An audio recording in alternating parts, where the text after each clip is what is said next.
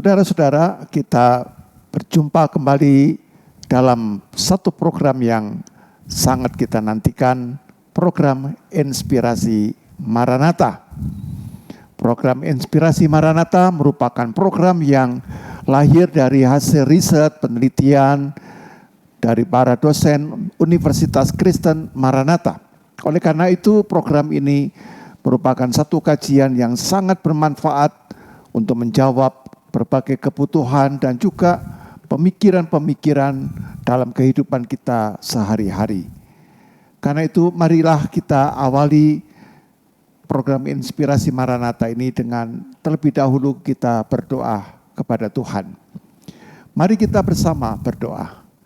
Bapa yang Maha Baik, kami mengucap syukur bahwa Engkau telah menyertai dan membimbing kami dalam segala kesulitan, dalam segala problem, dan Roh Kudus-Mu senantiasa menguatkan, meneguhkan kami, dan juga memberikan hikmat agar kami senantiasa dapat mengambil keputusan-keputusan, langkah-langkah yang benar di hadapan Tuhan. Karena itu Bapak, sertailah kehidupan kami senantiasa. Kami juga berdoa agar Engkau menyertai dan memberkati para pemirsa dimanapun berada. Tuhan campur tangan di dalam setiap pergumulan, setiap kesulitan, setiap masalah yang dihadapi, agar mereka boleh tetap setia dan mempercayakan hidup mereka kepada Engkau. Kami serahkan Tuhan program Inspirasi Maranatha ini dalam penyertaan dan kemurahan Tuhan. Kami berdoa di dalam nama Tuhan Yesus Kristus. Amin. Pemirsa dimanapun berada, yang adalah juga para sahabat Maranatha. Pada kesempatan ini topik yang akan kita bahas yaitu tentang penguatan resiliensi dan daya saing usaha mikro, kecil, dan menengah yang akan diulas secara lebih mendalam oleh narasumber kita, yaitu Dr. Lina Anatan Nur, ya. Dan kita akan perkenalan lebih lanjut dengan Ibu Lina Anatan. Selamat datang Ibu Lina dalam program Inspirasi Maranatha ini. Terima kasih atas waktu yang diberikan. Silakan Ibu Lina memperkenalkan diri kepada para pemirsa agar mereka lebih kenal dengan Ibu. Silakan Ibu Lina. Baik, terima kasih atas kesempatannya Pak Yohanes. Salam sejahtera sahabat Maranatha. Perkenalkan, saya Lina Anatan. Saya merupakan dosen tetap dari Fakultas Bisnis. Saat ini saya mengajar di program Magister Manajemen, kemudian juga di S1 Maranatha. Kebetulan saya bergabung di Maranatha sejak tahun 2002 dan kemudian melanjutkan studi lanjut S2 dan S3 di Universitas Gadjah Mada di Fakultas Ekonomi dan Bisnis. Saya menyelesaikan studi S3 pada tahun 2017 dan kemudian kembali ke Maranatha. Kemudian untuk minat riset saya sampai saat ini masih tetap sama. Jadi fokus pada penelitian yang saya lakukan pada waktu menulis disertasi, jadi topik tentang knowledge transfer antara universitas dengan industri. Cuman yang membedakan adalah kalau dulu ketika saya sebelum tahun 2019 fokus saya lebih ke skala menengah ke atas, jadi skala menengah dan besar. Tetapi setelah tahun 2019 saya kemudian beralih ke UMKM. Seperti itu. Jadi mungkin baik. Itu saja Pak yang bisa saya perkenalkan. Baik Bu Lina, terima kasih atas perkenalannya ya, supaya percakapan ini juga lebih Ibu merasa di rumah sendiri. Memang Ibu ada di rumah sendiri di Maranatha, gitu ya. Nah, Ibu menulis satu tulisan, bahkan tulisan ini akan menjadi sebuah buku ya Bu ya. Dan bukunya ini saya kira sangat penting, khususnya di konteks masa pandemi ini ya. Usaha mikro, kecil, menengah ya Bu ya. Betul. Jadi Ibu sekarang menangani yang justru yang bukan UMKM. UMKM. Iya. untuk skala mikro kecil dan menengah. Mikro kecil dan menengah. Betul, Ya. ya. Nah, Ibu dalam tulisan Ibu menyatakan bahwa pandemi COVID-19 ini berpengaruh pada bisnis UMKM ya Bu ya. Lalu kalau boleh saya tahu Bu, dan pemirsa juga perlu diinformasikan sejauh mana ya Bu ya, pengaruh yang signifikan dari bisnis UMKM yang terdampak oleh COVID-19 ini. Jadi pengaruhnya dari segi apa itu Bu? Baik, terima kasih atas pertanyaannya. Jadi sebetulnya kalau kita melihat ya, saya sebelum menulis buku ini tentunya melakukan semacam literatur review, dan juga buku ini sebetulnya dilatar belakangi dari ini ya, hasil riset sebelumnya. Jadi ketika saya melakukan riset, saya memang menggali permasalahan yang terjadi di UMKM selama ini, khususnya ketika dia terdampak COVID-19 ya. Awalnya sih fokus penelitian ini adalah pada kesiapan readiness untuk menghadapi revolusi industri 4.0. Tapi kemudian karena terjadi pandemi, jadi diperluas ya untuk cakupan permasalahan yang ingin diteliti.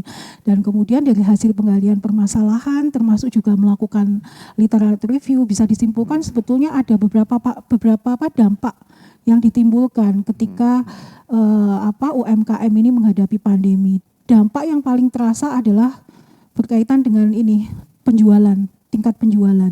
Jadi bisa dikatakan bahwa banyak UMKM itu yang merasakan penurunan penjualan. Ya, penurunan penjualan ketika COVID-19 ini terjadi. Nah, kemudian selain penurunan penjualan juga berkaitan dengan masalah ketersediaan masalah di dalam tenaga kerja. Jadi kan selama ini UMKM ini dikatakan sebagai penyerap tenaga kerja yang paling banyak ya di Indonesia ya, menyediakan lapangan pekerjaan yang paling banyak. Tapi dengan adanya penurunan penjualan ini mengakibatkan mereka tidak mampu untuk membayar atau menggaji karyawan, karena ada beberapa berdasarkan hasil survei juga terpaksa melakukan penutupan usaha. Meskipun penutupan usaha itu ketika kita melakukan interview tidak tahu Bu apakah ini akan dalam jangka panjang seterusnya atau hanya sementara saja. Tapi solusi yang kami lakukan ya terpaksa mengurangi karyawan gitu ya. Jadi sama seperti kayak yang terjadi ketika saya melakukan survei di salah satu batik ya di Cimahi. Ketika itu saya sempat melakukan interview yang dikatakan dari 11 karyawan itu ternyata hanya sekitar mungkin 2 yang dipertahankan untuk tetap untuk tetap melakukan operasi secara normal. Jadi dia sekedar hanya membuka kayak semacam showroom ya. Kalau untuk batik itu. Nah, showroomnya dibuka, hanya sekitar 2 karyawan yang dipekerjakan dengan alasan, dan itu pun hanya ini Pak, hanya ketika ada kayak appointment. Ketika ada appointment ya, mereka akan membuka showroom mereka gitu. Jadi ada lebih banyak tenaga kerja yang terdampak itu ya. Selain itu juga berkaitan dengan dari sisi rantai pasokannya. Jadi rantai pasokan itu bisa dari sisi hulu maupun dari sisi hilir. Yang dimaksud hulu itu adalah dari sisi suppliernya ya. Jadi karena ada pembatasan aktivitas sosial mengakibatkan ada gangguan di dalam supply, dari sisi supply. Nah kemudian selain itu juga dampak dari sisi hilirnya. Hilir itu maksudnya ke konsumen ya, jadi distribusi ke konsumen itu juga terdampak. Oke. Kemudian dampak yang lain berkaitan dengan masalah tentunya kontinuitas bisnis. Ya, jadi kontinuitas bisnisnya akan lebih istilahnya kayak terancam ya. Apakah seperti yang saya kemukakan tadi, dia tidak tahu apakah ini sebetulnya nanti akan tetap bisa lanjut produksi ketika resesi mungkin sudah membaik ya, sudah tidak lagi terjadi resesi, atau memang dia harus menutup bisnisnya. Mungkin itu saja dari beberapa yang berhasil kami ini klasifikasikan sebagai dampak pandemi. Ya. Kalau melihat kondisi seperti itu kan memprihatinkan dan juga menakutkan, karena para pekerja atau para pegawai atau karyawan yang diberhentikan kan intinya mereka kan juga tetap mau makan ya, tetap mempunyai kebutuhan-kebutuhan yang manusiawi ya. Ya, kalau mereka keluarga sebagai bapak pasti menyangkut soal anak-anak. Kalau anak-anak sudah waktunya sekolah juga harus ada biaya sekolah. Jadi itu berpengaruhnya kompleks sekali gitu ya. Dampaknya tuh kompleks gitu. Nah, Ibu di samping kondisi yang menyulitkan ya UMKM, tapi juga di masa pandemi ini kalau saya juga cermati ada peluang-peluang positif begitu ya bagi pengembangan bisnis UMKM begitu. Baik. Jadi memang ada segi-segi negatif ya, tetapi juga ada segi-segi positif ya. Nah, jadi yang ingin saya tanyakan adalah kepada Ibu bagaimana Ibu ya peluang positif bagi pengembangan bisnis UMKM ini ya. Baik. Jadi tepatnya bagaimana supaya di tengah era digital UMKM ini mampu melihat dan menggunakan peluang-peluang yang masih terbuka gitu. Kira-kira seperti itu. Jadi kalau bicara peluang, jadi kalau masalah peluang itu sebetulnya tergantung dari UMKM-nya ya Pak ya. Jadi kalau misalkan dia jenis mampu, usahanya, bukan. Jadi istilahnya kemampuan dari UMKM untuk melakukan adaptasi. Jadi gini, kalau misalkan dia mampu melakukan adaptasi, maksudnya menyesuaikan dengan perubahan yang ada, kan tuntutan saat ini adalah digitalisasi ya Pak, digitalisasi. Kalau seandainya dia mampu menyesuaikan, maka itu akan menjadi peluang. Tetapi sebaliknya, kalau dia tidak mampu menyesuaikan, maka ini bukannya menjadi peluang, tapi malah jadi hambatan atau menghambat UMKM untuk bisa apa istilahnya menjaga kontinuitas bisnisnya dia gitu. Jadi kalau saya melihat ini lebih ke ya bagaimana UMKM merespon perubahan yang terjadi. Kalau dia mampu menyesuaikan diri, dia akan bisa tetap continue menjalankan bisnisnya. Tapi kalau tidak ya mati. Makanya kalau saya ingat beberapa tahun yang lalu itu ada satu buku ya Pak ya, namanya Change or Die yang ditulis oleh Alan Dutchman. Saya nggak tahu apakah pronounce-nya betul atau enggak. Tetapi untuk saat ini kayaknya bukan lagi change or die, tapi sudah transform or die. Jadi kita mesti pahami apa itu bedanya change dengan transform. Jadi kalau change itu hanya sekedar ya kita berubah, bisa jadi nanti suatu saat akan kembali ke kebiasaan yang lama. Tapi kalau transform, yang namanya transform, kita berubah total. Kita nggak mungkin melakukan apa namanya kembali ke sebelumnya gitu. Titik nol itu. Betul, iya. Jadi awal ya. Itu betul ya. Jadi gitu.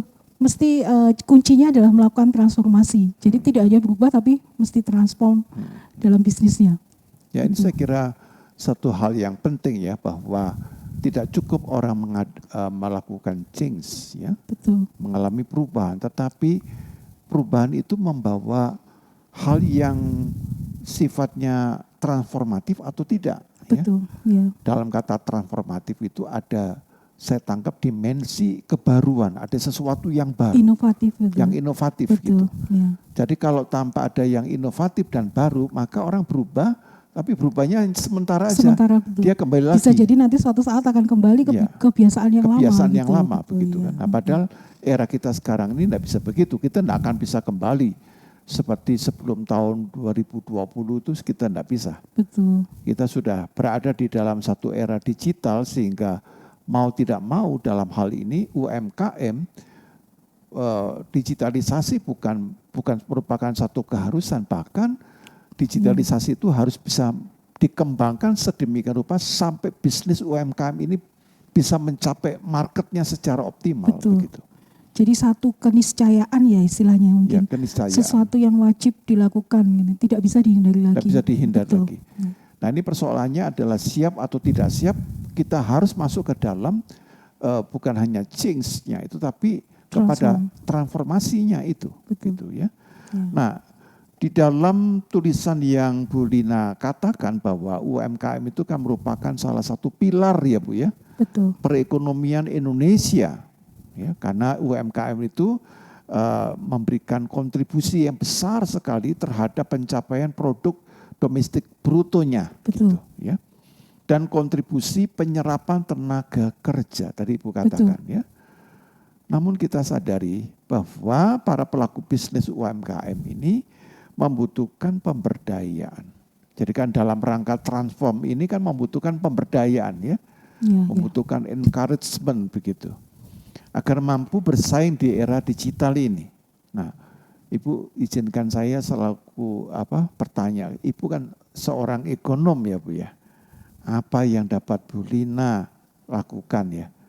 Kalau melihat bahwa anggota masyarakat kita ini perlu mengalami proses pemberdayaan ya, sehingga mereka bisa menjadi para pelaku bisnis UMKM yang cukup andal, yang kalau membuat bisnis itu bisa tetap continuous ya, sustainable lah istilahnya seperti. Kira-kira bagaimana Ibu? Jadi ini lebih ke konteks masyarakatnya ya, bukan UMKM-nya ya Pak ya. Jadi peran Ibu sebagai ekonom bagaimana memberdayakan supaya ya memang tetap ke UMKM, tapi kan pada orang-orang ini perlu diberdayakan gitu ya. Betul. Nah kira-kira Ibu sebagai seorang ekonom apa yang Ibu mau kalau lakukan? Kalau untuk kita istilahnya kayak encourage people gitu ya, untuk dia bisa terlibat gitu ya, diberdayakan, itu saya rasa ada satu mungkin konsep yang bukan konsep yang lama, tetapi ini kalau dilihat di konteks di Indonesia masih agak jarang diterapkan ya. Kita mengenal ada istilah yang namanya social entrepreneurship.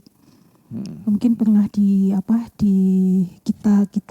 pernah mendengar tentang itu. Jadi intinya kalau untuk social entrepreneurship ini, kalau saya boleh menjelaskan ininya ya. Jadi kalau misalkan satu organisasi, kalau kita bicara tentang ekstrimnya, itu organisasi itu kan ada dua jenis ya kalau dilihat dari tujuannya.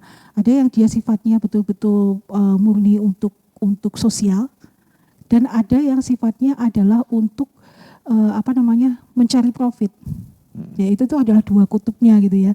Satu adalah tujuannya benefit, jadi menguntungkan masyarakat, istilahnya kayak semacam ya memang untuk kegiatan misi istilahnya kalau organisasi sosial gitu ya, untuk semacam ya memberikan bantuan gitulah ya, bantuan atau hibah gitu.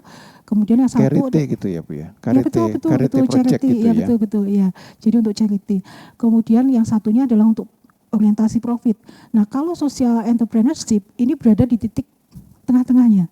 Jadi dia mencari profit iya, tetapi juga sisi kemanusiaannya juga iya. Diperhatikan. Iya, betul. Jadi mungkin kalau dilihat dari sisi social entrepreneurship, contohnya itu kayak misalkan mungkin ada satu organisasi yang dia mengembangkan semacam kayak mungkin bank sampah gitu ya. Itu mungkin bisa masuk ke dalam contoh ini. Contoh social entrepreneurship. Jadi dari sisi perbaikan lingkungan hidup gitu ya, untuk misi sosialnya, tapi juga untuk profit juga bisa. Misalkan dari sisi pengelolaan sampahnya nanti akan didaur ulang menjadi apa yang kemudian bisa dijual dan menghasilkan profit. Mungkin seperti itu, Pak. Ya Ibu, jadi saya kira pemberdayaan masyarakat ini saya hanya mengapa menanyakan karena tanpa pemberdayaan masyarakat mustahil untuk dapat mengembangkan bisnis UMKM di era digital, karena mungkin banyak orang yang menggunakan handphone, banyak. Tapi belum tentu pengguna handphone itu adalah orang-orang yang bisa memanfaatkan untuk mentransformasi dirinya. Persoalannya kan di situ kan. Iya. Apalagi untuk generasi yang ini ya, mungkin boleh dikata lansia atau mungkin yang mereka level ini penguasaan teknologinya sangat rendah gitu ya. Betul. Jadi kan kita enggak mungkin itu misalnya pelaku bisnisnya bukan lanjut usia ya, pokoknya sudah mendekati lah lanjut usia. Itu untuk belajar aja susah itu. Betul apa tidak ya? Itu kesulitan. Nah, tapi padahal mereka membutuhkan itu. Nah, itu yang saya katakan, tidak sesederhana kita memberi ceramah, pelatihan selesai, begitu kan. Nah, saya belum menemukan satu cara yang yang cukup canggih gitu ya, supaya orang-orang yang kesulitan di dalam digitalisasi itu dapat mengembangkannya gitu ya. Karena saya amati bahwa handphone itu memang banyak di Indonesia, hampir saya pernah enggak tahu itu berapa persennya itu ya, apakah hampir sebagian besar. Tapi rata-rata sebagai user, ya, bukan sebagai orang yang programmernya atau sebagai orang yang memanfaatkannya gitu ya Bu ya. Betul. Nah Ibu, izinkan saya menanyakan ini Bu, di tulisan Ibu ya, kebetulan saya catat itu di bab 3 ya, di bagian C, Ibu Lina membahas topik tentang strategi transformasi digital ya. Baik. Ya, jadi ada strategi transformasi digital UMKM di Indonesia. Nah, saya pikir ini satu ungkapan yang penting ya, karena di sini ada strategi transformasi digital itu. Bu. Apa itu Bu ya yang dimaksudkan dengan transformasi atau strategi transformasi digital UMKM itu? Baik. Supaya mungkin dari apa yang Ibu paparkan itu orang mulai menemukan, oh ya saya nemukan ini satu ide bagaimana strateginya untuk bisa mentransformasi diri melalui media-media digital. Silakan Bu Lina. Jadi mungkin saya jelaskan dulu dari sisi definisinya dulu ya, definisi transformasi bisnis, transformasi digital. Jadi kalau kita bicara tentang transformasi digital, ini adalah lebih ke bagaimana ICT atau Information Communication and Technology itu diterapkan dalam semua aspek bisnis. Nah ini menjadi satu sebetulnya menjadi satu kendala juga ya di UMKM, karena kita tahu khususnya untuk yang level ultra mikro dan juga mikro itu akan mengalami kendala di sini gitu, karena penguasaan teknologi itu menjadi satu hal yang cukup menantang dan menghambat gitu, apalagi untuk yang tadi saya katakan untuk generasi yang senior mungkin akan ada kesulitan. Nah salah satu solusi ya tadi yang ditanyakan, mohon maaf Pak, solusi yang bisa diberikan kemungkinan yang paling memungkinkan adalah memberikan pendampingan ya, atau mungkin pelatihan juga ya, pelatihan dan juga pendampingan tentang beberapa hal bagaimana teknologi digital ini bisa dimanfaatkan untuk menjalankan bisnis. Contohnya aja misalkan pernah yang saya lakukan, ini masih planning sih sebetulnya waktu itu, ketika saya melakukan survei pada satu UMKM yang tadi saya ceritakan di Cimahi, salah satu kendala di dalam penerapan teknologi digital yang dia hadapi adalah bagaimana mengembangkan web gitu ya. Jadi mereka masih belum, istilahnya belum memahami betul bagaimana mengembangkan satu web. Kemudian bagaimana memanfaatkan media sosial. Contohnya misalkan kalau media sosial seperti Facebook atau Instagram itu kan mungkin bisa kita gunakan sebagai alat untuk promosi ya. Tetapi ada satu teknik-teknik yang mungkin dibutuhkan untuk mungkin pengambilan gambarnya harus bagaimana supaya menarik minat calon konsumen gitu. Itu kan satu hal yang kalau misalkan UMKM tidak mendapatkan pelatihan atau pendampingan, belum tentu mereka akan paham secara detailnya gitu. Jadi saya rasa salah satu solusi yang bisa dilakukan untuk membantu itu yaitu melakukan pelatihan pendampingan dalam beberapa hal yang berkaitan dengan penggunaan ICT itu tadi. Hanya saya pikir pendampingan ini kan harus ada tenaga yang expert tapi juga dia punya hati gitu loh ya. Betul.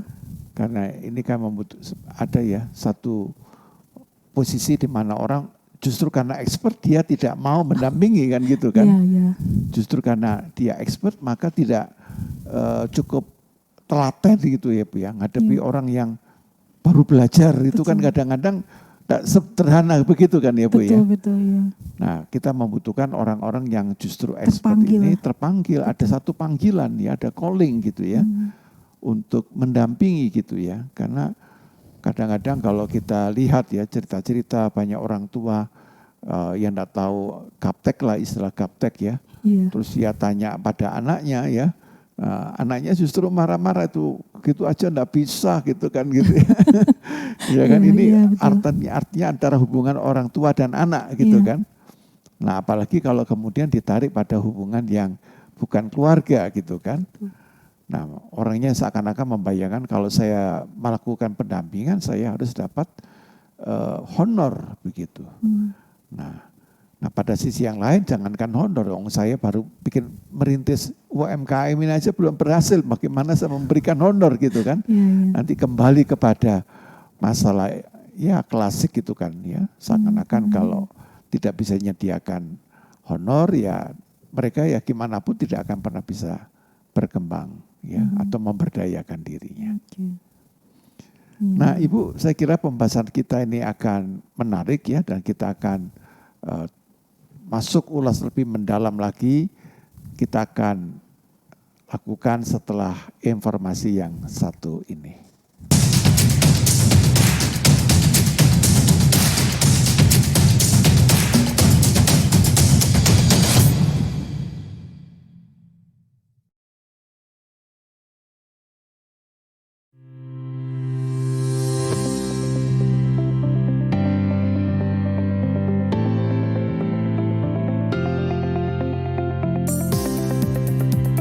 It's just not about entrepreneurship, but it is also about being an innovative business leader. Sebuah tempat di mana kalian tidak hanya mendapatkan ilmu mengenai bisnis, manajemen, dan akuntansi, akan tetapi juga jaringan sosial yang luas. Temukan yang menarik dari hal yang sederhana. Fakultas Bisnis akan memberikan pengalaman belajar yang luar biasa, ditunjang dengan kompetensi dosen yang mumpuni. You learn something and you'll get something. Karena belajar di Fakultas Bisnis tidak hanya belajar mengenai konsep teori saja, akan tetapi juga konsep praktek di dunia profesional akan kamu dapatkan di sini. Berbagai macam program sudah dirancang dengan sangat baik untukmu. Kamu dapat bergabung dengan seluruh alumni yang memiliki prestasi di bidangnya. Dunia bisnis sedang dan terus berubah. Kita butuh cara berpikir dan belajar berbisnis yang baru. Kita butuh kemampuan untuk memecahkan berbagai tantangan bisnis di masa depan. Pendidikan di Fakultas Bisnis Universitas Kristen Maranatha didesain secara khusus untuk mencapai potensi terbaik Anda, baik di bidang manajemen, akuntansi, dan keuangan. Mulailah perjalanan Anda bersama kami dan bersiap menghadapi tantangan hari esok. Prepare for today, be ready to create tomorrow.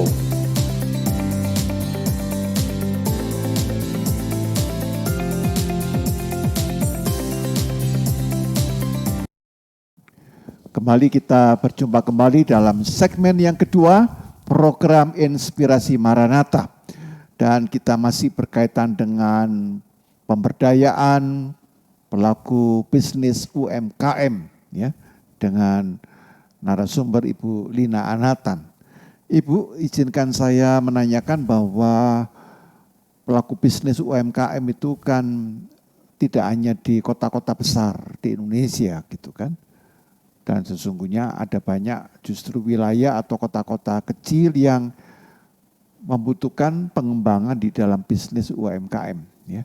Khususnya dalam konteks ini katakanlah saya sedikit menyoroti tentang bagaimana dengan daerah-daerah yang terpencil ya, atau misalnya yang ada di Indonesia Timur, lalu konsep pengembangan UMKM yang harus mereka miliki ya Bu ya, kan tentunya semuanya digital begitu ya. Di sini juga kota besar digital, di sana juga digital, tetapi bagaimana Bu ya kalau mau masukan ya, mungkin ini kompleks, tapi mungkin ada 1-2 hal yang mungkin Ibu dapat sampaikan agar mereka pun juga dapat di daerah Indonesia Timur atau daerah tertinggal ini juga dapat memberdayakan UMKM mereka. Kira-kira bagaimana Ibu? Oh, baik.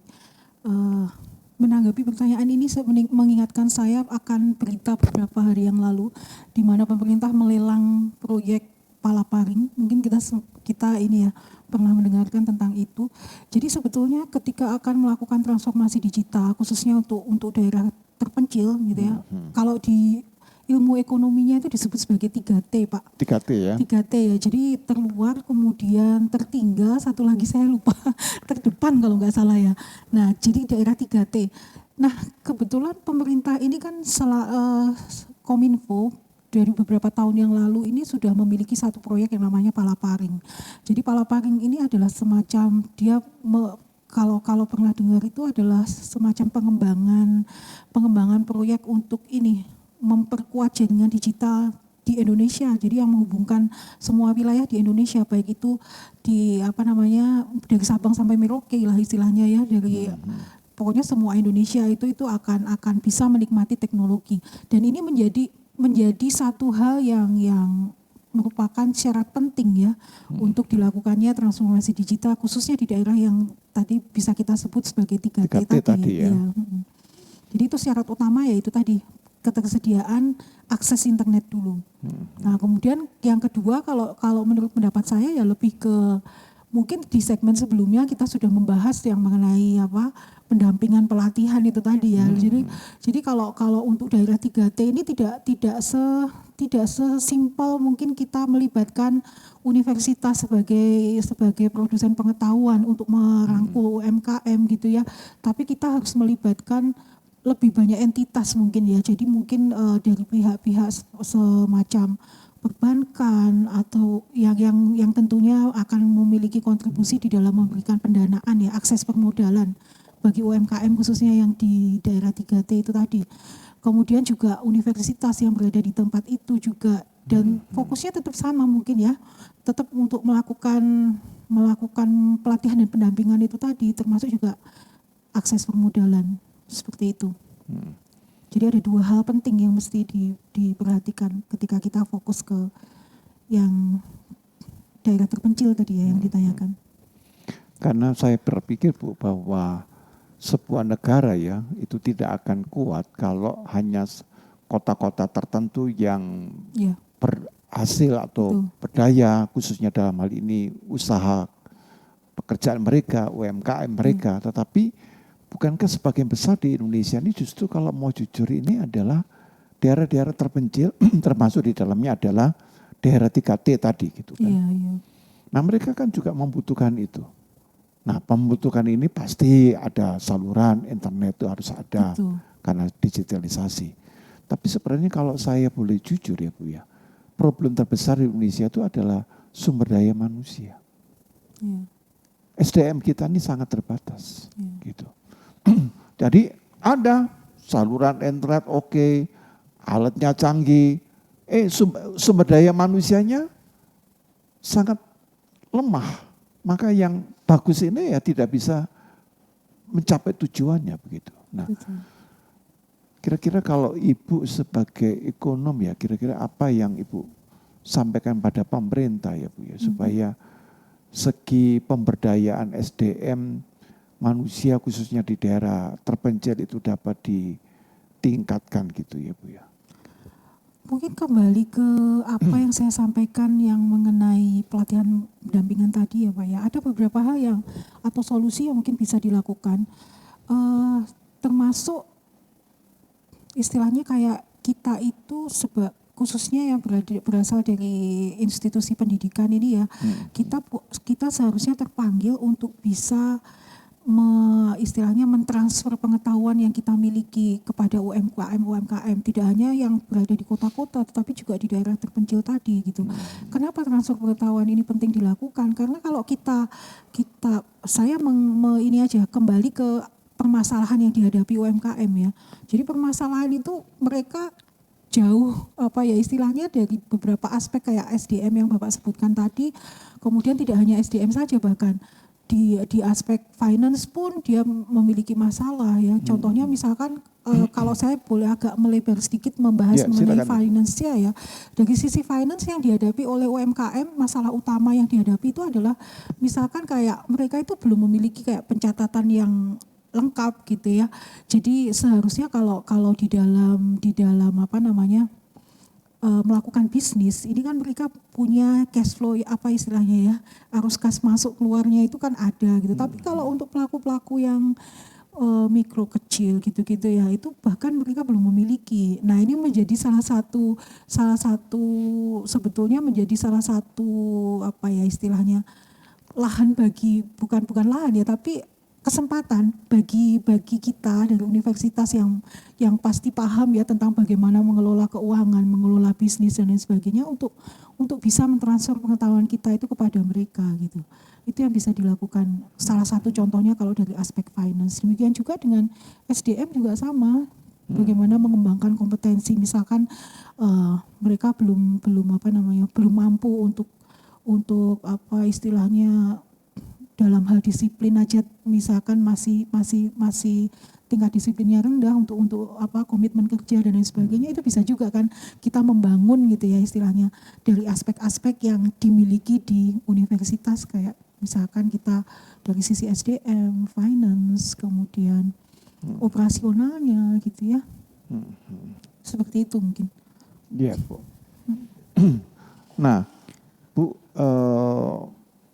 saya berpikir bahwa di dalam konteks pemberdayaan UMKM ini, kan tadi kan dikatakan bahwa digitalisasi itu kan sudah sesuatu yang tidak bisa ditawar-tawar ya Bu ya. Sehingga boleh saya katakan kita nih siap atau tidak siap, ya, tapi itu harus kita hadapi. Perubahan-perubahan ini tidak bisa kita ya kita tunda begitu ya, atau kita anggap ini bukan urusan saya begitu kan. Nah, Bu, kalau boleh saya tanyakan ya Bu, kira-kira sepanjang pengamatan yang Bu Lina lakukan, kira-kira sejauh mana kesiapan dari para pelaku bisnis UMKM ini ya Bu ya? Kalau Ibu amati mereka ini, apakah ada satu upaya-upaya yang mereka lakukan untuk mengejar ini ya? Karena bisnis kan tidak bisa nunggu, saya tak belajar dulu 1 tahun kan tidak bisa. Ini harus segera dilakukan perubahan-perubahan ini. Saat itu juga. Saat itu juga kan. Jadi kalau Ibu sebagai pengamat ya, sebagai dalam konteks ini peneliti ya, kira-kira bagaimana Ibu melihat kesiapan dari para pelaku bisnis UMKM ini? Oke, terima kasih. Jadi mungkin ini saya bisa menjawab berdasarkan hasil riset saya tahun sebelumnya ya, Pak. Jadi ceritanya saya bersama tim mendapatkan satu hibah yang dia itu multi years, dari tahun ke tahun ya selama 3 tahun. Nah kebetulan yang tahun ini adalah tahun kedua, tapi yang sebelumnya kami sempat mendapatkan juga mengenai yang itu tadi kesiapan UMKM di dalam menghadapi transformasi digital. Nah dari hasil riset yang kebetulan kami lakukan, bisa disimpulkan bahwa tingkat literasi digital atau kesiapan ya istilahnya kesiapan UMKM dalam menghadapi transformasi digital ini masih sangat rendah. Tapi ini bisa istilahnya tidak bisa disamaratakan ya, karena kan kita kalau kita bicara tentang hasil riset kan tergantung juga data yang kita kumpulkan ya. Jadi kemungkinan kebetulan data yang kami kumpulkan memang lebih ke yang level mikro ya, kemudian ultra mikro juga gitu. Tapi kalau untuk yang level-level mungkin menengah itu dari sisi kesiapan mungkin sudah jauh lebih baik dibandingkan dengan yang skalanya yang kecil. Tapi kalau bicara dari data yang dikemukakan oleh pemerintah, dikatakan bahwa hanya sekitar 17% dari UMKM yang ada di Indonesia, ini data tahun 2021 ya, 2021 seingat saya, hanya 17% dari sekian banyak UMKM yang ada di Indonesia itu yang sudah memanfaatkan teknologi digital, atau dengan kata lain dia sudah melakukan penjualan online, melakukan promosi melalui online dan lain sebagainya. Seperti itu. Jadi kalau disimpulkan secara umum sih memang level kesiapannya masih lebih rendah dibandingkan dengan negara ASEAN yang lain. Jadi tadi hanya disebutkan berapa persen yang siap tadi? 17%. Bayangkan 17% ya. Jadi kalau saya hitung ada 83% yang tidak siap. Iya betul. Dan ini juga kalau dilihat dari sisi tingkat nasional ya, kesiapan nasional kita juga ada satu indeks yang namanya, saya agak-agak lupa ya. Indeks yang mengukur tentang implementasi ICT. Pada pengaruhnya pada bisnis dan kehidupan manusia gitu ya, itu menyatakan bahwa Indonesia itu dari 130 negara di posisi 66 kalau saya tidak salah ingat, dan itu kan masih menunjukkan istilahnya ya memang secara umum kita belum terlalu siap gitu ya sepertinya. Nah tapi saya percaya bahwa dengan adanya beberapa banyak sekali program yang diperkenalkan oleh pemerintah ya, seharusnya sih untuk tahun ini jauh lebih meningkat gitu dibandingkan dengan tahun sebelumnya. Iya, iya. Jadi saya agak terkejut dengan data yang Bu katakan tadi ya. Kalau yang dikatakan siap hanya 17%, lalu ada 83% tidak siap, saya tanda petik itu bisa pesimistik ya, bahwa kita bisa melakukan satu lompatan-lompatan yang untuk mengejar ketertinggalan. Yeah. Dan saya belum tahu bagaimana pembandingnya dengan misalnya negara ASEAN lah, begitu ya. Apakah ini dalam hal ini Malaysia, ada juga Vietnam, ya, lalu Filipina. Kalau Singapura sudah top ya, itu sangat sulit dibandingkan. Tapi bagaimana dengan Malaysia dengan Filipina aja dah misalnya seperti ini. Dan kalau itu tenaga kerja kita ini tidak siap ya secara digital ini, maka bisa saya bayangkan 2-3 tahun lagi ini akan terjadi satu lompatan. Kita sudah siap-siap dengan tidak lagi digital biasa, kita sudah siap dengan metaverse. Nah, metaverse kan juga merupakan media bisnis juga kalau nanti bisa dipakai kan begitu kan. Lalu ketertinggalan kita ini makin jauh lagi begitu kan. Nah ini yang saya bayangkan apa ya Bu ya, kira-kira pemberdayaan apa yang dapat kita lakukan ya Bu ya. Kalau sekolah rasanya kok seharusnya kalau jumlah sarjana dari setiap tahun kan minimal harusnya tidak sampai harusnya melampaui ya Bu ya, masa 17% Bu.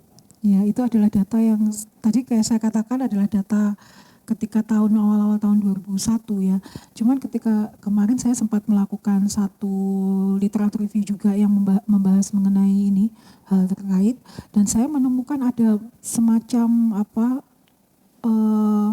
istilahnya pendekatan atau program yang sudah dilakukan oleh pemerintah gitu. Ada beberapa banyak yang mungkin saya boleh membuka di buku saya ya Pak ya. Iya silakan Ibu. Jadi saya agak hafal juga, maksudnya contohnya ya misalkan ini pemerintah itu sudah menyiapkan satu strategic plan atau perencanaan strategik yang memang dia tujuannya adalah untuk meningkatkan tingkat literasi digital tadi. Jadi ada beberapa fokus yang diterapkan oleh pemerintah. Di sini ada yang berhasil saya lakukan elaborasi dari beberapa data. Di sini dikatakan bahwa yang pertama tujuan yang ingin disasar oleh pemerintah itu adalah dari sisi human resource capacity.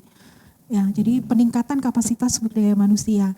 Nah, di sini ada beberapa hal yang dilakukan oleh pemerintah. Contohnya di situ ada Spark Campus Webinar Series. Jadi semacam pemerintah itu memberikan satu event-event seminar atau webinar yang dia ditujukan kepada UMKM untuk meningkatkan kompetensi SDM tentunya. Kemudian ada Edu KUKM, kemudian ada juga pahlawan digital UMKM, jadi semacam hal seperti itu.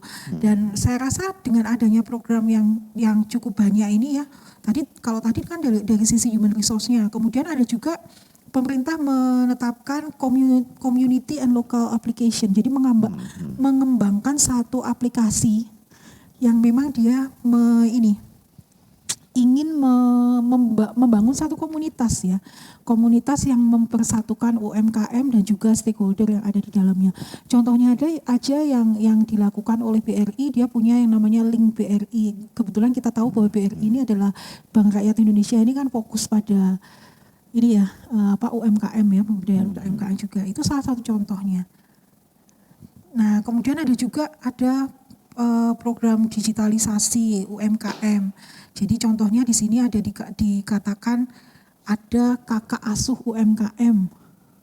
Itu salah satu contoh juga yang dilakukan oleh pemerintah untuk meningkatkan ini. Jadi mudah-mudahan ya kalau data yang saat ini sudah tidak lagi 17 mungkin ya, sudah diupdate jauh lebih banyak UMKM yang berhasil melakukan transformasi digital. Iya, Ibu. Iya. Ibu, ini saya membayangkan ya bahwa Indonesia itu kan negara besar ya. Kalau dari sudah jumlah penduduknya ini kan Indonesia masuk nomor berapa itu? Nomor urutan keberapa? 4 enggak salah ya. 4 ya. Nah, dengan 275 juta ya. Kan tidaklah mudah ya pemerintah ini untuk memberdayakan UMKM di wilayah yang begitu luas ya dengan jumlah penduduk sampai 275 juta nih ya. Apalagi pelaku bisnis tersebar, ada yang di kota besar. Nah, kota besar itu lebih siap lah.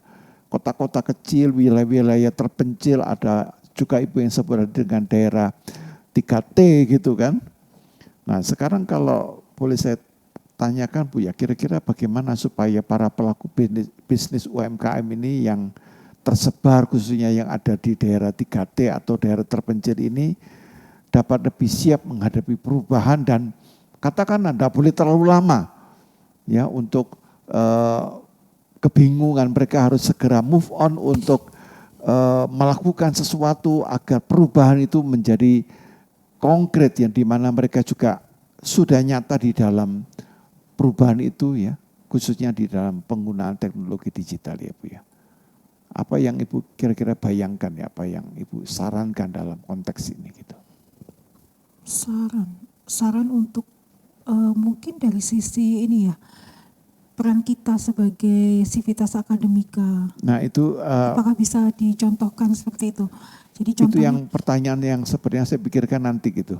Tapi yang ini adalah pada wilayah yang begitu luas ya, ada yang sudah sangat maju, ada yang cukup maju gitu ya, tapi ada yang kurang maju, bahkan ada yang tidak maju gitu kan. Prosentasenya itu besar sekali, justru bukan pada yang di kota-kota besar gitu ya Bu ya. Tapi yang saya bayangkan UMKM kan ujung tombaknya kan ada juga di daerah-daerah. Desa-desa. Iya. Dan begitu kalau kan dilihat dari karakteristiknya itu ya, UMKM ini kan sifatnya, khususnya yang di Indonesia ini kan sifatnya ke labor intensif ya. Jadi pemanfaatan SDM-nya jauh lebih besar dibandingkan capital intensif yang menggunakan sumber daya modal gitu ya. Jadi lebih ke kalau di UMKM Indonesia itu lebih ke yang labor intensif. Termasuk juga berkaitan dengan produknya juga lebih banyak ke, kalau kita lihat berdasarkan literatur review yang saya lakukan, kebanyakan produk UMKM ini dia merupakan produk yang dijual itu yang berhubungan dengan agribisnis, sesuai dengan mungkin di Indonesia ini kan masih banyak sekali ya lahan pertanian dan lain sebagainya, dan itu yang menjadi fokus UMKM di pedesaan gitu. Kalau dilihat dari sisi ininya, ketersediaan. Iya Ibu, jadi saya tahu ini pertanyaan saya ini tidak mudah karena kita menyadari bahwa ada masalah yang sangat kompleks ya Bu ya di dalam negara kita begitu kan. Tapi terlepas bahwa ini sesuatu yang kompleks, tapi kan sebagai bagian dari bangsa Indonesia, kita sebagai warga negara juga saya seringkali memikirkan tuh gimana ya para pelaku bisnis UMKM di daerah-daerah yang terpencil, mereka yang tidak menerima pendidikan yang sesuai begitu kan. Mungkin pemerintah sudah cukup berusaha memperbaiki infrastrukturnya ya, koneksinya oke, tapi kan tidak bisa hanya di situ gitu kan, tanpa ada pengembangan sumber daya manusianya gitu kan. Nah sumber daya manusia ini yang saya bayangkan kadang-kadang sudah dilakukan gitu ya, ada upaya-upaya yang, tapi juga kadang-kadang kita tidak menyadari ada nilai-nilai budaya yang tidak selalu akomodatif. Ya. Ada nilai-nilai budaya yang justru sepertinya menghambat orang untuk maju begitu. Nah itu yang saya bayangkan bahwa kadang-kadang kita harus memperhatikan budaya lokal. Oke, budaya lokal, tapi budaya lokal itu juga harus ditempatkan secara kritis begitu. Ya. kita juga harus mengkritisi ada budaya dan adat istiadat yang memperlemah etos kerja seseorang begitu. Sehingga mereka tidak ulet, tidak disiplin ya. Lalu juga tidak punya pemikiran-pemikiran yang apalagi yang inovatif ya. Mereka kalau mencoba punya inisiatif aja nggak ada kan begitu Bu ya. Jadi seperti menyerah ya pada seakan-akan tanda petik nasib ya. Nah ini yang saya kira harus dibereskan gitu ya. Nah kita berharap itu kan. Nah kalau begitu peran agama. Nah justru kadang-kadang saya katakan agama pun juga ikut menghambat gitu. Orang ditarik ke dalam ritual ibadah lalu dia mengabaikan tanggung jawab dalam pekerjaan-pekerjaannya begitu kan. Jadi seringkali itu saya berpikir budaya tidak bisa mengatasi ya. Lalu agama tidak bisa mengatasi. Lalu apalagi begitu kan Bu ya. Apa yang harus dilakukan gitu. Supaya intinya poin saya sederhana aja. Masyarakat itu dapat mengalami pemberdayaan dan mereka bisa menghadapi tantangan. Karena dunia ini sekarang harus mau tidak mau semuanya mengalami perubahan. Tidak bisa sana berubah sini kemudian tidak pernah ada perubahan. Maka kita tidak bisa akan membawa Indonesia ini ke tingkat yang lebih maju, yang lebih siap ya dengan perubahan-perubahan khususnya dengan digital itu. Ya. Tapi saya tahu Bu, pertanyaan saya ini masih kadang-kadang masih merupakan perenungan yang perlu kita pikirkan lebih jauh lagi bagaimana solusi yang harus dilakukan. Tapi sementara kita memang yakin bahwa setiap kita adalah orang-orang yang dipakai oleh Tuhan untuk memberdayakan masyarakat. Nah kita akan lanjutkan segmen ketiga setelah informasi yang satu ini.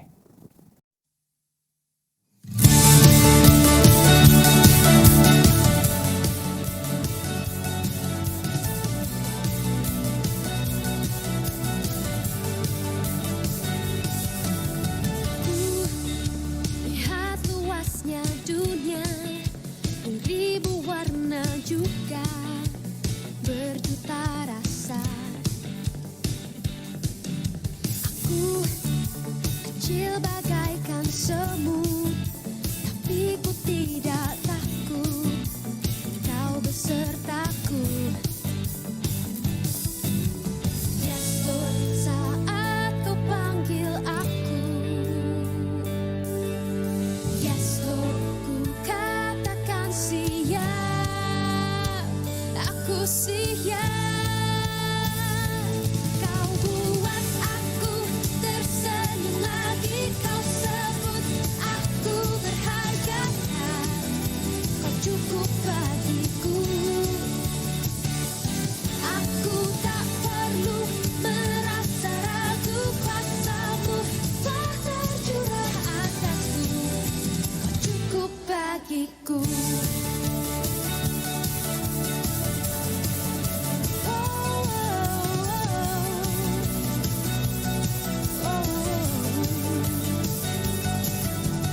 Aku kecil bagaikan semut, tapi ku tidak takut, kau besertaku. Yes Lord, saat kau panggil aku. Yes Lord, ku katakan siap, aku siap. Kau buat aku tersenyum lagi, kau sebut aku berharga, kau cukup bagiku. Oh, oh. Aku tak perlu merasa ragu, kuasa-Mu telah tercurah atasku, cukup bagiku.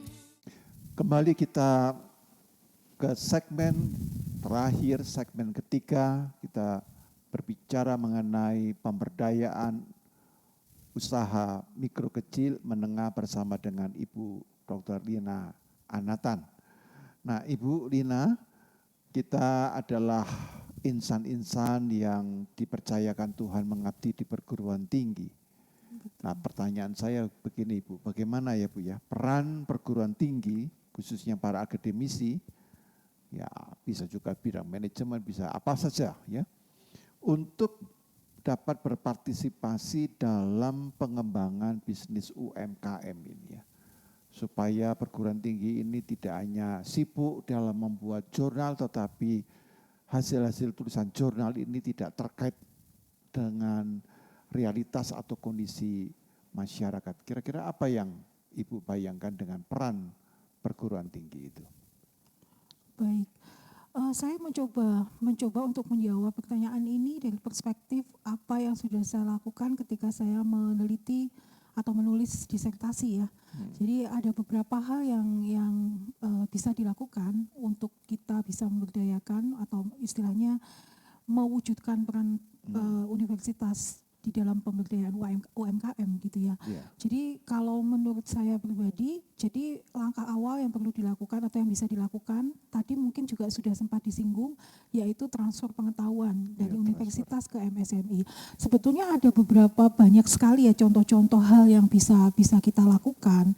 Jadi kalau tadi saya mencontohkan misalkan memberikan pelatihan dari sisi finance-nya atau pengembangan SDM-nya, tapi tidak hanya terbatas dalam itu saja, tapi bisa juga misalkan pelatihan pemanfaatan digital marketing bagi UMKM, itu kan juga satu hal yang mungkin kalau untuk UMKM yang sudah pelakunya bukan generasi milenial gitu yang di atas gitu, mungkin agak kesulitan juga memanfaatkan belum begitu paham juga dengan apa itu digital marketing gitu ya. Kemudian bagaimana peran penting branding gitu ya, branding itu terhadap produk yang dia punya gitu, supaya lebih dikenal gitu kan kepada masyarakat. Jadi ketika misalkan masyarakat ingin membeli, tinggal menyebutkan aja brandnya dia apa gitu, bukan menyebutkan produk yang dihasilkan gitu ya. Itu kan satu hal yang penting juga untuk dilakukan gitu ya. Kemudian transfer pengetahuan juga bisa dalam hal mungkin kayak misalkan pelatihan fotografi ya, kita contohnya di Maranatha kan punya Fakultas Seni Rupa dan Desain, bisa kita libatkan juga ya untuk itu, memberikan semacam pelatihan bagaimana membuat satu desain foto yang bagus bagi UMKM supaya produknya itu lebih menarik ketika dilihat di display gitu ya.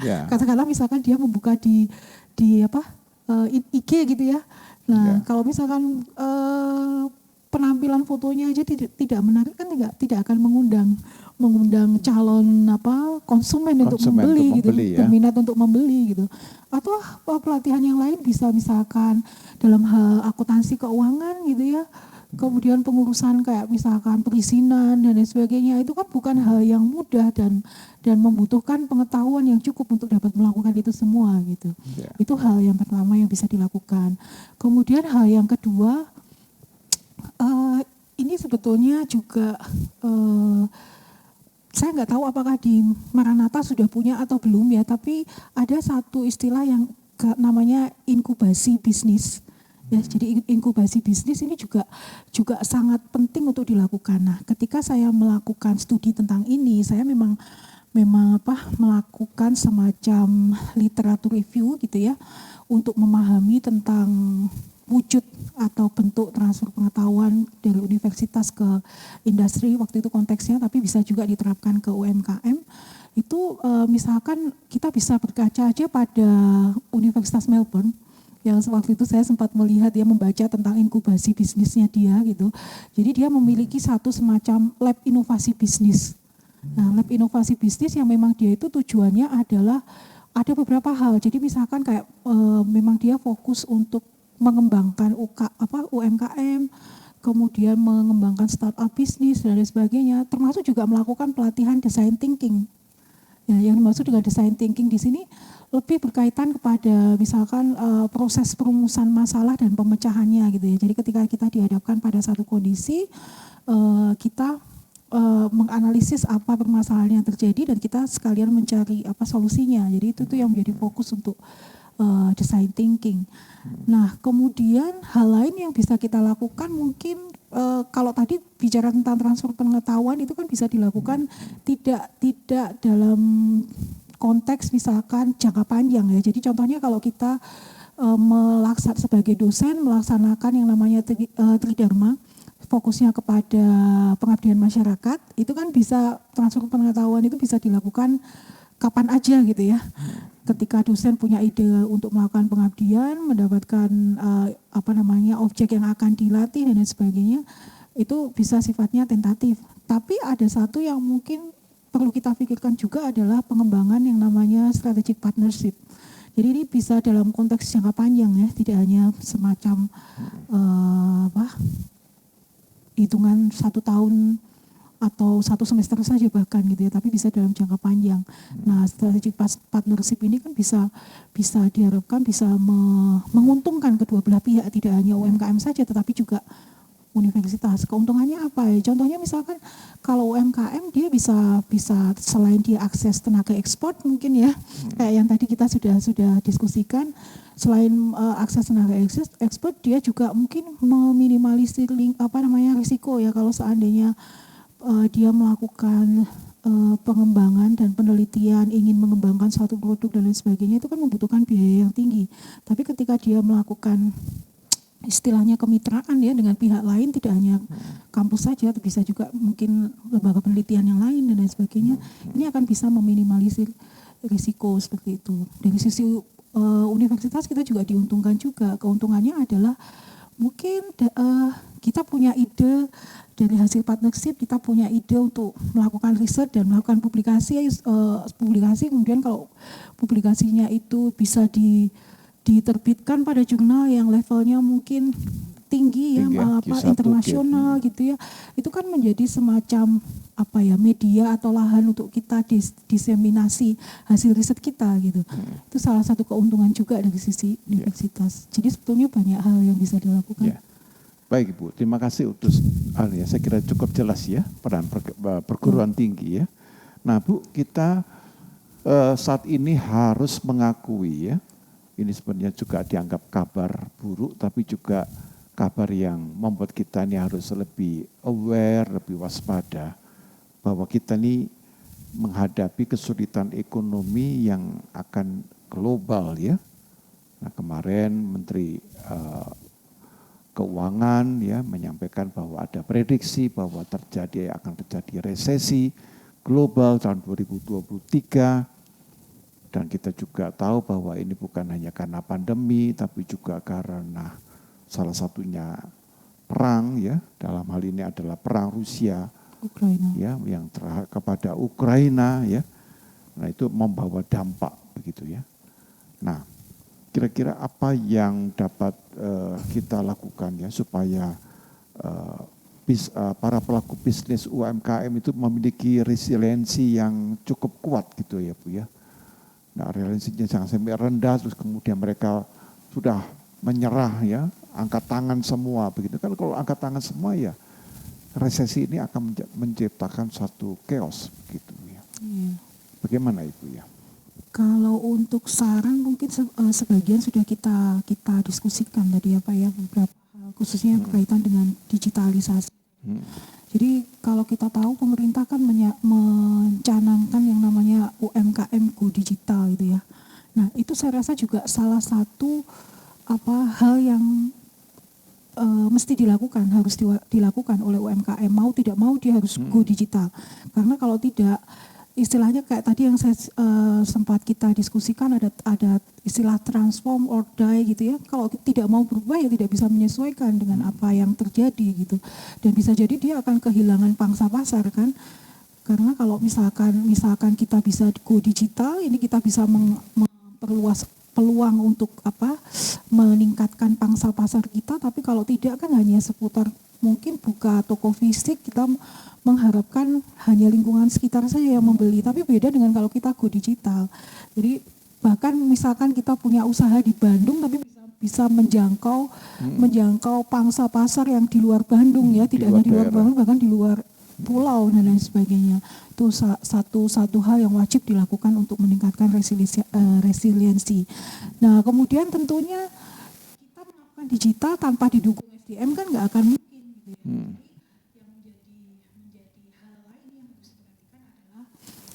SDM, pengembangan kapasitas SDM. Jadi bagaimana dia bisa memanfaatkan teknologi digital, teknologi komunikasi dan informasi tadi dengan baik sehingga dia bisa melakukan go digital. Kemudian aspek lain yang penting juga adalah masalah pendanaan tentunya.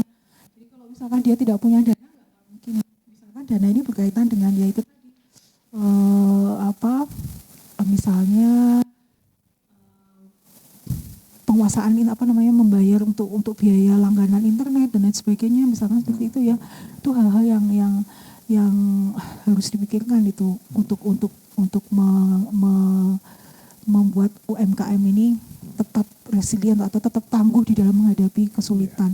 Nah, masalah permodalan ini kalau yang menjadi masalah utama yang tadi belum sempat kita diskusikan adalah sebetulnya banyak sekali UMKM di Indonesia ini yang masih unbankable. Jadi maksudnya masih belum bisa mendapatkan akses permodalan dari bank. Nah, solusi utama yang mungkin bisa dilakukan adalah dengan memanfaatkan misalkan lembaga keuangan mikro ya yang lebih kita kenal sebagai microfinance institution. Ya, jadi kalau di wilayah-wilayah gitu, saya sempat melakukan penelitian di Surabaya. Di situ ada banyak sekali namanya CU Credit Union yang di apa? Betul, memang dia dikembangkan dan dibentuk untuk membantu keuangan yang dia membantu keuangan UMKM yang dia memang belum bankable gitu. Itu tuh mungkin poin-poin yang bisa kita garis bawahi untuk meningkatkan resiliensi UMKM. Baik, terima kasih Bu. Nah Bu, ini pertanyaan saya yang terakhir ya Bu. Baik. Bagaimana Bu ya langkah supaya para pelaku bisnis UMKM itu dapat survive? Ya, jadi memang mereka ini bisa langsung mengadakan bisnisnya itu.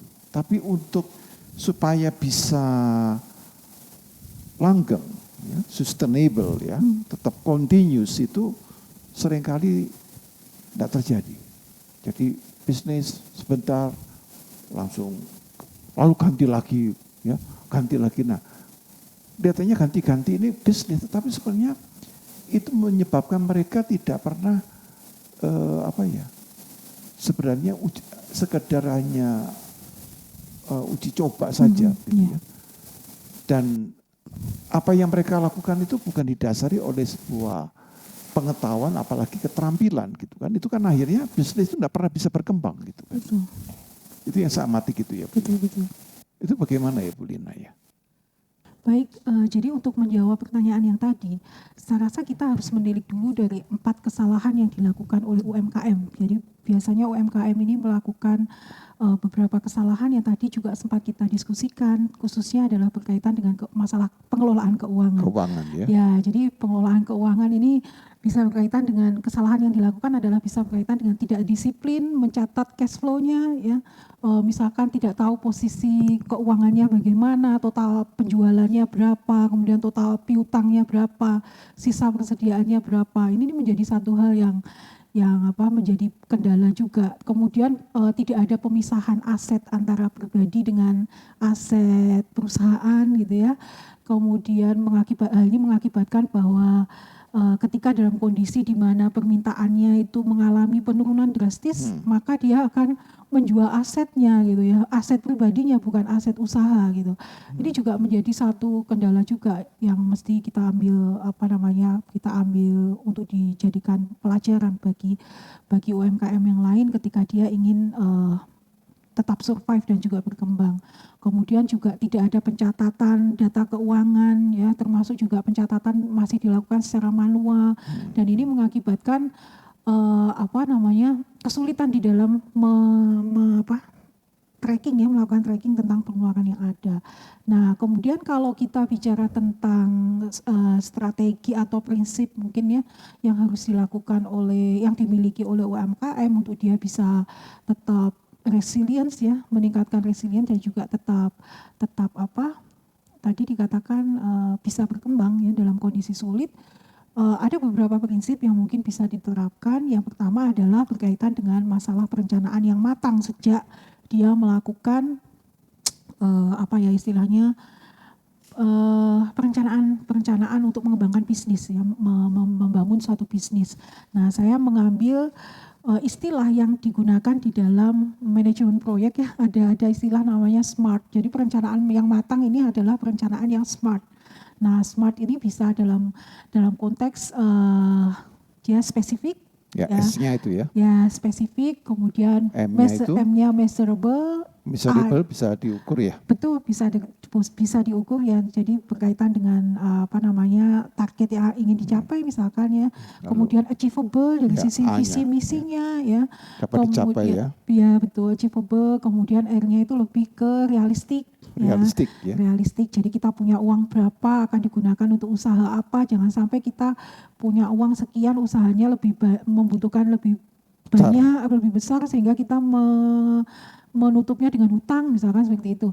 Kemudian juga masalah time ya. Jadi planning dan evaluasi itu sangat penting dilakukan. Nah, kemudian hal lain yang harus diperhatikan adalah pada fokus pada target, entah itu berkaitan dengan penentuan marginnya. Jadi kalau kita mau membuka bisnis itu kita harus tahu marginnya akan berapa yang ingin kita capai. Jadi yang dimaksud dengan margin ini adalah selisih antara harga jual dengan harga beli, ya, dengan modal, maaf. Ya, jadi kalau misalkan kita ingin menjual produk dan ingin memiliki margin yang tinggi, maka beberapa hal yang perlu kita kembangkan adalah berkaitan dengan nilai yang dianut oleh Maranatha, ICE. Ya, tapi kalau ICE kita kan integrity, care, excellence. Tapi kalau ini yang berkaitan dengan UMKM saya gunakan adalah idea, kemudian creativity dan juga execution. Jadi kita punya ide, kita punya kreativitas dan itu harus dilakukan atau eksekusi. Oke, kemudian hal lain yang harus dilakukan adalah memahami risiko.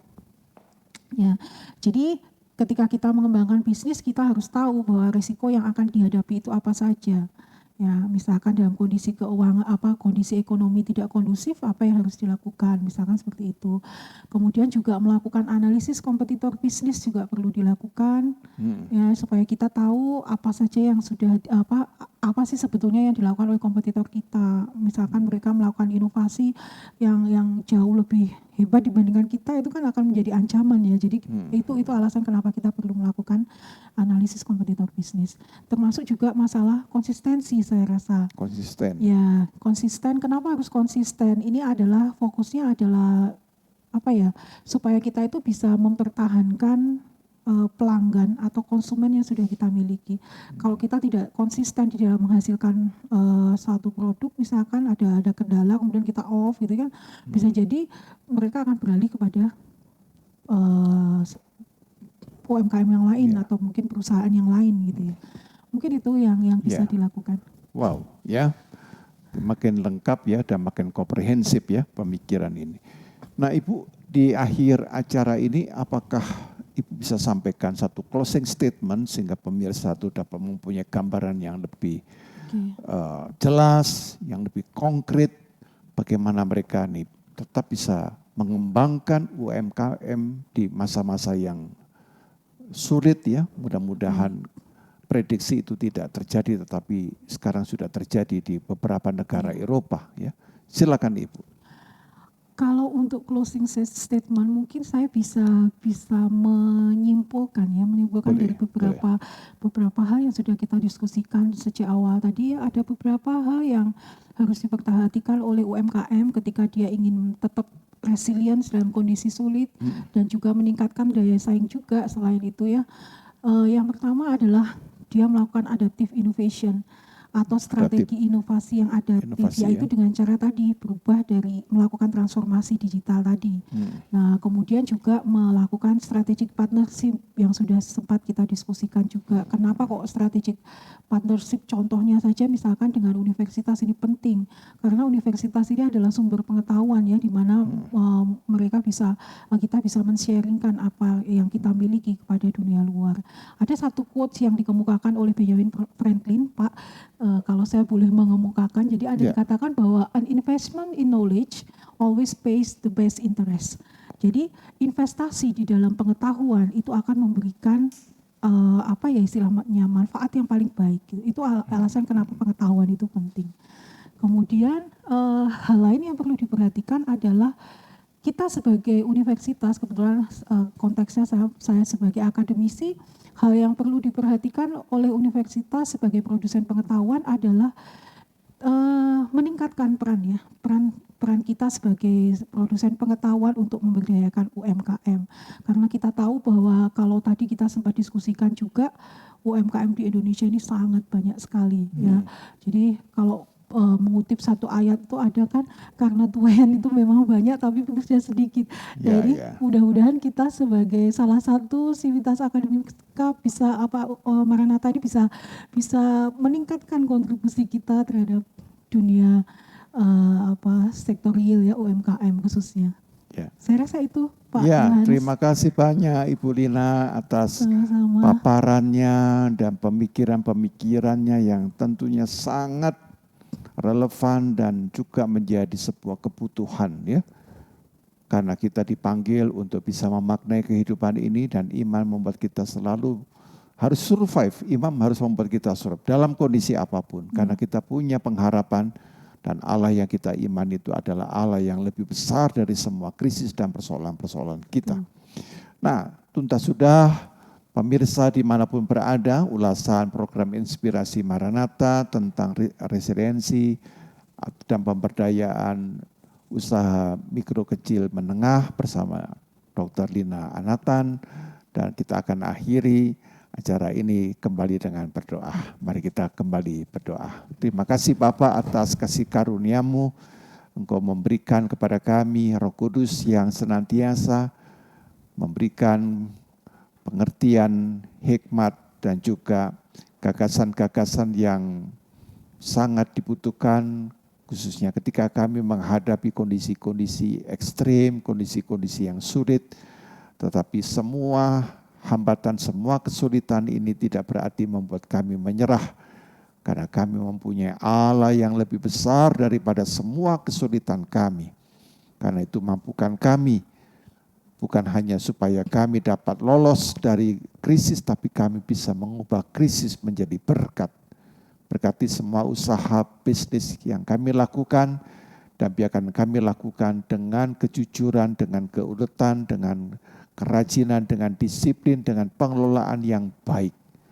Dan tentunya semuanya kami lakukan dengan jiwa yang didasari oleh transformasi, bukan sekedar perubahan atau change belaka.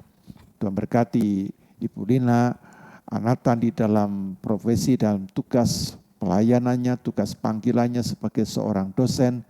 Tuhan berkati setiap kami, setiap pemirsa, agar kami sungguh-sungguh menjadi alat-alat yang sungguh efektif, menjadi agen-agen perubahan, agen-agen transformasi di dalam setiap bidang kehidupan kami. Tuhan, kami serahkan langkah hidup kami selanjutnya, kegiatan-kegiatan yang kami lakukan supaya bermakna dan mempermuliakan nama Tuhan. Kami berdoa di dalam nama yang kudus, nama yang menyelamatkan, yaitu nama Tuhan kami, Yesus Kristus. Amen. The blessings coming our way. I can see the blessings, I can feel your presence. Leaning on the change in my heart for your endeavors. I pray I'm your reflection, I fiend for your correction. The cross brought the connection, and through Jesus is perfection. Life done hit me crazy, been more stressed than ever. Living like whatever, through the rain I feel you drawing closer. Lord, make me better, take me, shape me, use me, I am yours. Take me, break me for the glory of the Lord. Okay, not only does he hold me when I'm down and feel I'm folding, he my coach when I'm the goalie, never lonely, got that hope in he who holy, holy, holy. Keep that rugged cross all on me, need that spirit to control me, seek that word to come and mold me, yeah. It's like I can feel the blessings coming my way, yeah. It's like I can feel the blessings coming my way. I know that we all gonna be alright. We gon' make it through if it takes us all night. No matter what the odds may bring our way, I can see the blessings coming our way, yeah. Blessings on blessings, yeah. I can see the blessings coming our way, our way, our way. Blessings on blessings, yeah. I can see the blessings coming our way.